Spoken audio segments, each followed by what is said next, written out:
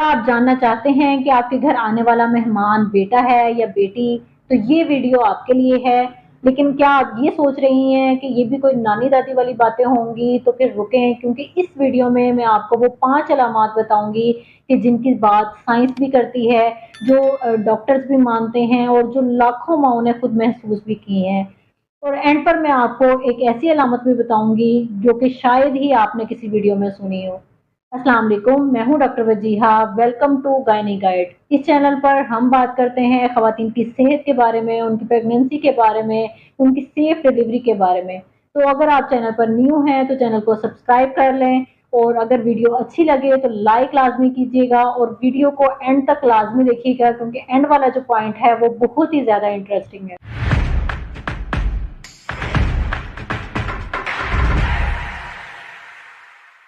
जब भी कोई औरत प्रेग्नेंट होती है और उसके यूरिन प्रेगनेंसी टेस्ट में 2 लाइन्स शो होती हैं, तो सबसे पहले जो उसके ज़हन में सवाल आता है वो यही होता है कि क्या आने वाला मेहमान बेटा होगा या बेटी होगी। पुराने ज़माने में हमारी जो दादी अम्मियाँ होती थी वो अपने तजर्बे से बता देती थी कि आने वाला मेहमान बेटा है या बेटी। वो औरत की चाल ढाल को देख के, उसके पेट की शक्ल को देख के और इवन कि उसकी खाने की क्रेविंग्स को देखकर इतना परफेक्ट अंदाज़ा लगा लेती थी। कुछ लोग ये भी कहेंगे कि ये तो तवाहम परस्ती है, लेकिन इंटरेस्टिंग बात ये है कि जदीद साइंस ने भी इनमें से बहुत सारी अलामात को तस्लीम किया है। तो आज की इस वीडियो में हम डिस्कस करेंगे कुछ जिस्मानी अलामात के बारे में, कुछ मूड और थकावट के बारे में, क्रेविंग्स के बारे में, कुछ साइंसी तरीकों के बारे में और कुछ घरेलू टोटकों के बारे में जो अक्सर हमारी माओं ने भी इस्तेमाल किए हैं। तो चलिए वीडियो स्टार्ट करते हैं। सबसे पहले बात करते हैं जिस्मानी अलामात की, क्योंकि ये सबसे ज़्यादा नज़र आने वाली अलामात होती हैं। पुरानी रवायात ये कहती हैं कि अगर किसी औरत का पेट सामने की तरफ उभरा हुआ हो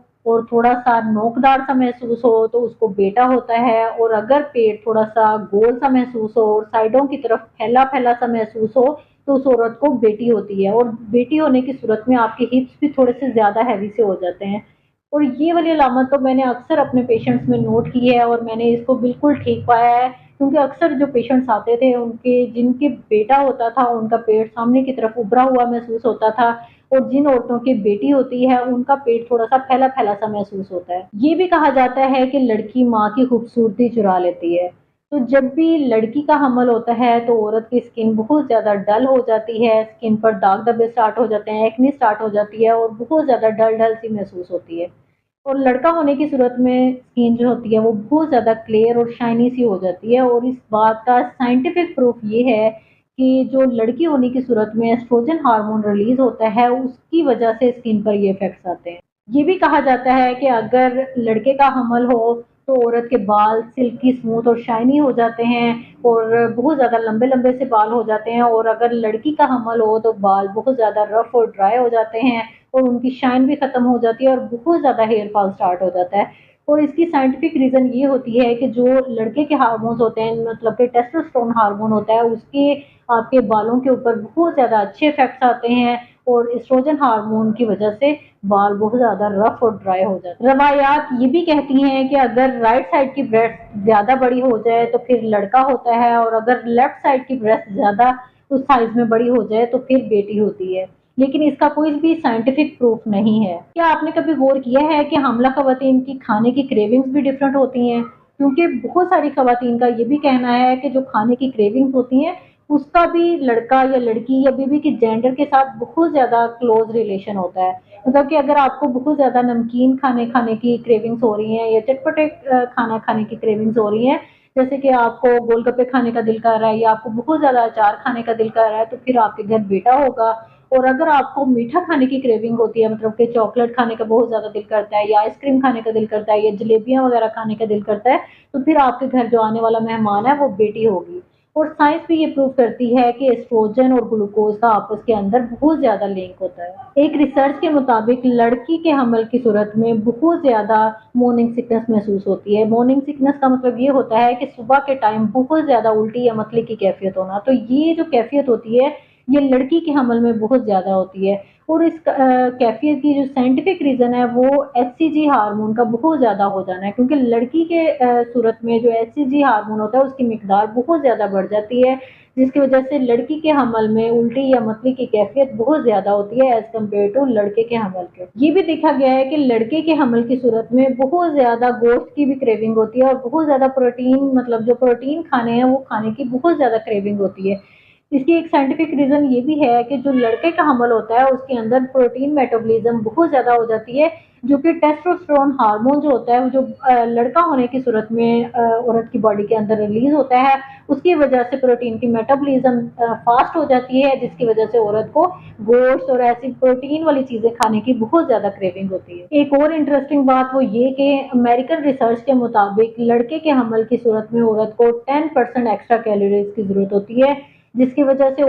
لڑکے کے حمل کی صورت میں عورت کو بہت زیادہ بھوک لگتی ہے۔ یہ بھی کہا جاتا ہے کہ لڑکی کے حمل کی صورت میں عورت کو بہت زیادہ موڈ سوئنگز محسوس ہو رہے ہوتے ہیں، مطلب کہ ایک منٹ میں وہ بہت زیادہ ہنستی ہوتی ہے اور اگلے ہی منٹ میں اس کا رونے کو دل کر رہا ہوتا ہے۔ تو یہ جو موڈ سوئنگز ہوتے ہیں یہ لڑکی کے حمل میں زیادہ ہوتے ہیں، اور لڑکے کے حمل میں موڈ قدرے بہتر رہتا ہے۔ یہ بھی کہا جاتا ہے کہ اگر دائیں طرف سونا اچھا لگے تو لڑکی ہونے کی علامت ہوتی ہے، اور اگر بائیں طرف سونا اچھا لگے تو لڑکا ہونے کی علامت ہوتی ہے۔ لڑکی ہونے کی صورت میں عورت بہت زیادہ تھکاوٹ محسوس کرتی ہے، اور یہ بھی بیٹا ایچ سی جی ہارمون کی وجہ سے ہوتا ہے، جو کہ لڑکی ہونے کی صورت میں زیادہ مقدار میں ریلیز ہوتا ہے، جبکہ لڑکا ہونے کی صورت میں عورت زیادہ ایکٹیو نظر آتی ہے۔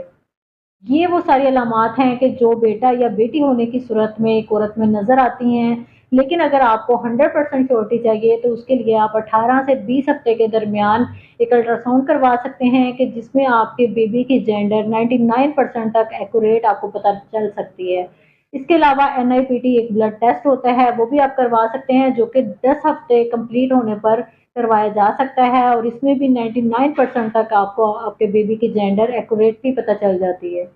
اس کے علاوہ ایمنیوسینٹیسس بھی کروایا جاتا ہے، جو کہ جینیٹک ایب نارملٹیز کے لیے کروایا جاتا ہے، اور اس میں بھی آپ کو آپ کے بیبی کی جینڈر ایکوریٹلی پتہ چل سکتی ہے۔ اور امپورٹنٹ بات وہ یہ کہ پاکستان اور انڈیا میں بیبی کی جینڈر پتہ کروانا قانوناً جرم ہے، کیونکہ اکثر اوقات کبھی ایسے بھی ہو جاتا ہے کہ جو الٹرا ساؤنڈ میں بیبی کی جینڈر بتائی ہوتی ہے اور جب بیبی ڈلیور ہوتا ہے تو اس سے اپوزٹ ہوتی ہے، تو جس کی وجہ سے اٹینڈنٹس جو ہوتے ہیں وہ بہت زیادہ شور مچاتے ہیں، وہ کہتے ہیں کہ ہمیں تو بیٹا بتایا گیا تھا اور یہ بیٹی ہو گئی ہے، تو ہمارا بچہ بدلا گیا ہے، تو وہ بہت زیادہ شور مچاتے ہیں، جس کی وجہ سے